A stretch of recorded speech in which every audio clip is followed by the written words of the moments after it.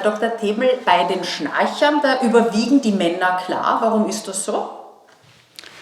Weil die Männer ein bisschen ungesünder leben als die Frauen, aber die Frauen holen langsam auf. Als ungesünder bezeichnet man, dass die muskelentspannenden Getränke von Männern häufiger konsumiert werden. Das inkludiert Bier, Wein, Schnaps, dass das Rauchverhalten bei Männern immer noch stärker ist als bei Frauen. Was kann ich jetzt tun, wenn ich merke, dass ich schnarche, egal ob Mann oder Frau? Was gibt es da für Möglichkeiten?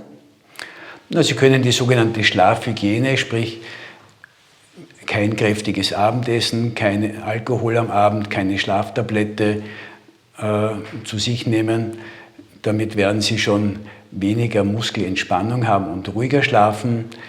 Sie können versuchen, wenn Sie ein lagebetontes Schnarchen haben, das heißt, dass Sie immer am Rücken schnarchen und auf der Seite nicht, diese Position zu wechseln. Dazu kann man entweder die sogenannte Rückenlage-Verhinderungsweste nehmen oder ganz einfach einen Stillpolster. Das ist so eine lange Wurst, die man sich in den Rücken legen kann. Damit liegt man auch auf der Seite. Ja, und viele weitere Tipps, wie man das Schnarchen verhindern kann, aber auch, wie sich das Schnarchen von der Schlafapnoe unterscheidet, nämlich einer gesundheitsbedrohlichen Erkrankung, das erfahren Sie im Podcast. Wir freuen uns aufs Zuhören.